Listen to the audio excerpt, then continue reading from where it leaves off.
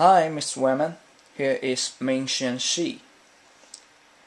Now I'm gonna to present the experiment report. The experiment is reaction time. This is the first question we need to finish. This is my write-up. Before the experiment, I need to make the spreadsheet. I prepare some materials like a strap of paper. Thanks, Mr. Women, it's from you. And also, we need a pencil, a ruler, a formula we learned in our class, and we need to use the Excel. Firstly, I want to use Excel to calculate numbers that we need to mark on the spreadsheet by using the formula. According to the requirement for the first spreadsheet, the increment is equal time, which means we don't have to change the formula, we can just use it directly. H is equal half gravity times t squared. Open the Excel, we type different t in increments of 10 ms in the first column. Then I put in calculating rule depending on our formula. We can get the result of distance automatically. For the second spreadsheet, we need to change the formula to t is equal square root 2h over g. I put different distances as increments by 5 mm, and then the reaction time will be showed up by Excel. Next, we can start to make our spreadsheet. I draw lines on the strip of paper by each 5 mm, and I mark distances on the left side and reaction time on the right side. In the process, I think we should pay more attention on the unit transfer. The reaction time step is done. We can begin our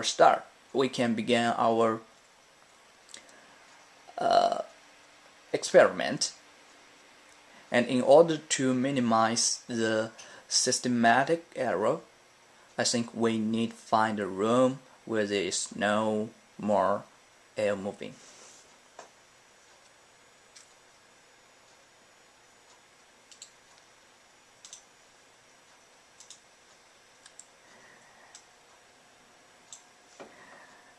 And I get a 20% data here, and we will use it to get a conclusion.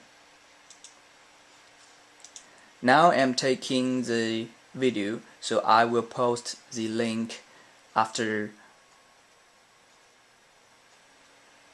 taking the video. Now I'm trying to answer the question. For the question A, I have 3 answers. The athletes have fast reaction times than non-athletes. The younger people have fast reaction time than old people. And men have fast reaction times than women. In my data, I find some specific cases to prove my answer. For the first question, the athletes have faster reaction time than non-athletes. We can see the person M and the person P.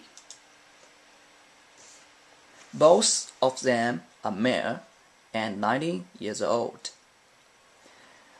The difference between them is person P like to do sports and person M he doesn't like. So we can see the number. The person P is 139, but the person M just 155. For the second question, we can see the specific case on person B and person B and person F. Person B is 59 years old and person F just 21 years old. Both of them are male and their interests of sports just so-so. But for the old man, his reaction time is 178, and for the younger man, the reaction time is just 156. So the younger will be more faster than the older. For the third question, we can compare it with person K and a person J and a person P.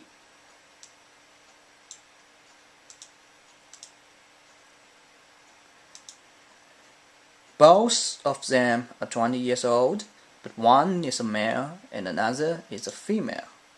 They like to do some sports. And the difference between them is the male's reaction time just 141, and for the female, her reaction time is 146. Now I am trying to answer the second question. Personally, the acceleration gravity for Moon is 1.6, and for Jupiter it's 26. So we can get a conclusion. If we do the experiment on the Earth, the strap will fall faster than on the Moon, but slower than on the Jupiter. So if we have a bigger gravity, it will be faster.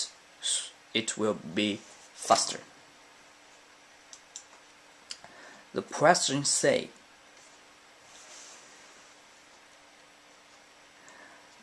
I don't think the cardstock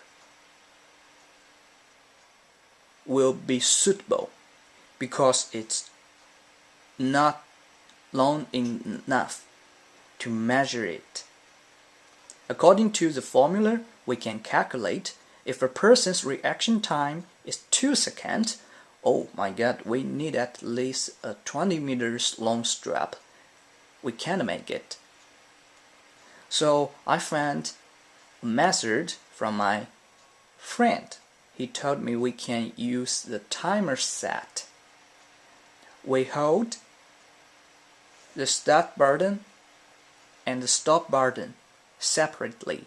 I will click the start button, and then as soon as the person sees the timer goes on, he will press the stop button so we can test his reaction time. For the question D, I also think the cardstock will not be suitable because his reaction time is too fast. The distance will be very short. The cardstock will not measure it precisely. We will have a big error. But I think we could use the same method in question C. Use the timer set so we can get a exacter data about this man's reaction time.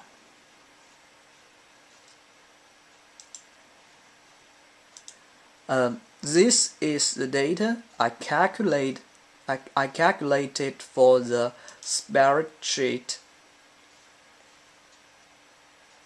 And this is the data I calculate. I test for 20%. And this is the distance volume vs reaction time.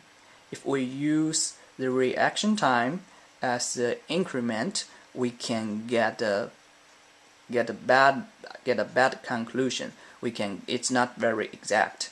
You can see it, the gap become bigger and bigger. So the best way is we need to use the equidistance increments so we can get a right data, so we can see it get closer and closer. Okay, thanks. That's my presentation about the reaction time project. I will send all of this to Mr. Wayman. Thanks very much.